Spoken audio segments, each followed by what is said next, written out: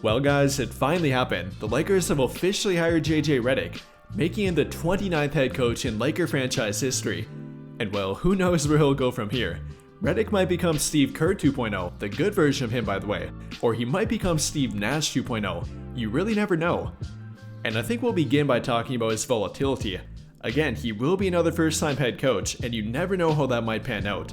He might not become Steve Nash 2.0, but even Darvin Ham did not work out very well for them either. And he was in fact a first-time head coach, even one with plenty of assistant coaching experience. And I think a big question for Reddick will be, can he control their locker room? And not just any regular locker room, but one with championship goals and two legitimate star players. Arguably the highest profile player in the entire league with LeBron, who will be entering year number 22. And that will be quite the personality for him to control. Now, I do think it helps that they have a podcast together, which, I doubt will continue, but it should give them a good foundational level of respect for one another, and that should be able to help them talk to each other and be able to pan anything out that they might disagree with. But that will only be one thing.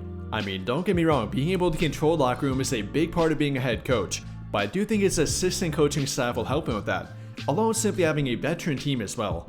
Though another important part will be, will he be able to instill both offense and defense to their team? I'm really not too worried about the offense part, but I am a little bit worried about the defense. Now, you should never combine the way a player played to how they would coach, but then again, Reddick did not have a very high defensive mindset, and if that would not translate to his coaching ability, then I can't imagine they would be very good on defense as a team. Again, not trying to bring his background as a player to how he would be as a head coach, but I do think it might factor in. And a good way to counteract that might be the assistant coaches they put around him, with at least one of them hopefully having a defensive mindset. I think that would be a good way to differentiate them. Moving on here though, I think we need to talk about his upside as well. And I think the number one thing would have to be obvious knowledge of the game with an incredibly high basketball IQ.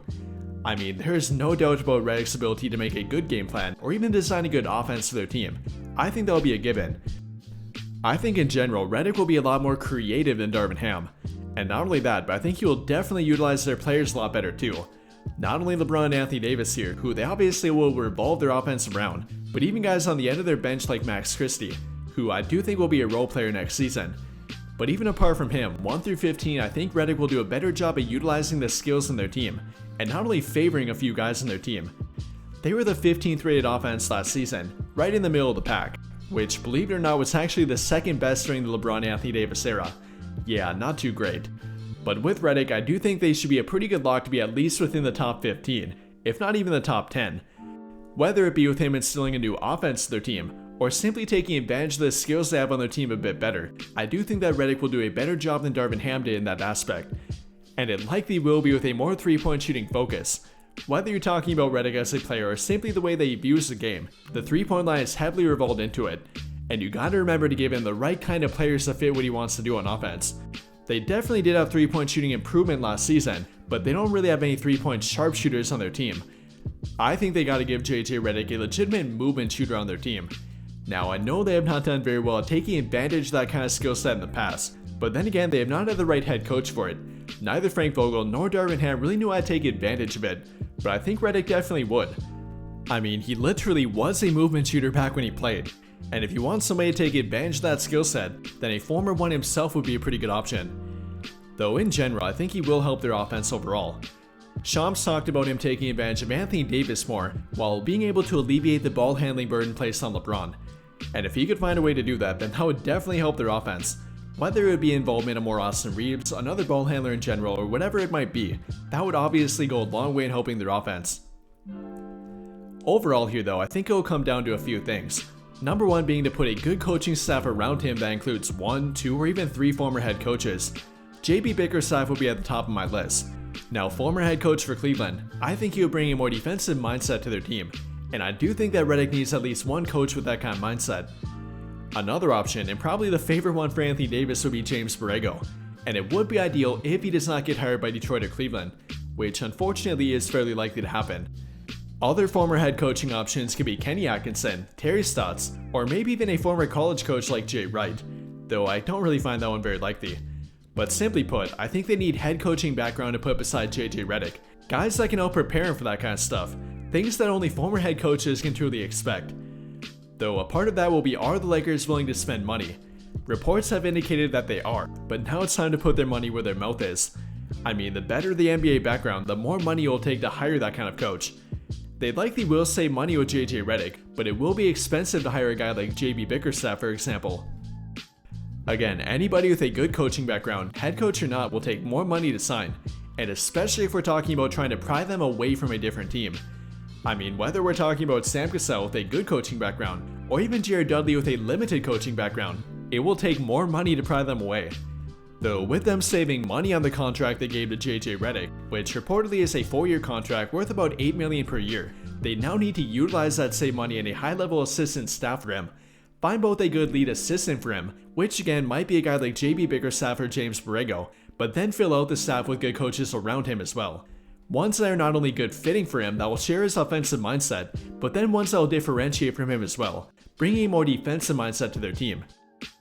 But then to fill out the remainder of their staff, that is when they could look to guys like Jared Dudley and Rajon Rondo. And according to Shams Charania, Rajon Rondo, Jared Dudley, and Scott Brooks are among the candidates for JJ Reddick's staff, all of which are pretty good options. I mean, Scott Brooks would be that former head coaching option, though he would not be my favorite. And then Rajon Rondo and Jared Dudley would have ties to their team, both with LeBron and Anthony Davis, along with their franchise in general, and I think that familiarity could be a good thing. For the final takeaways here though, I think JJ Reddick is an incredibly high risk, high reward kind of coach for them, arguably the highest risk, high reward one they could have found. And in my opinion, the staff around him is arguably even more important than Reddick himself. They need plenty of head coaching background to pair with him. That to me will help lower the risks that will come with Reddick, and then not to mention how much they can teach him. Whether it be controlling the locker room or simply the ins and outs of being a head coach, Reddick has a lot to learn, and he will have to do it quickly. Because again, they are not a team that is willing to wait around 5 years for him to develop. They are a team with legitimate championship aspirations. And whether or not they meet that goal, they need a head coach that can be the driving force to help them reach it.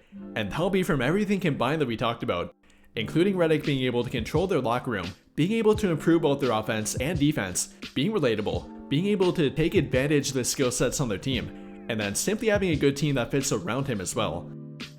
Overall here though, I'm glad that they hired him before the NBA draft and free agency.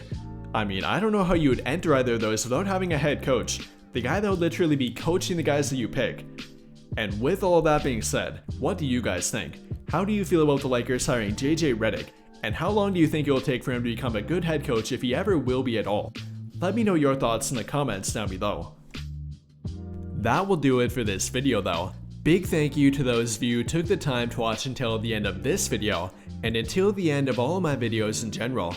I really hope you enjoyed it, and if you did, be sure to drop a like on the video, subscribe to the channel if you have not already, and hit that notification bell to never miss out when I upload a video. But as always, thank you for watching and have a great day.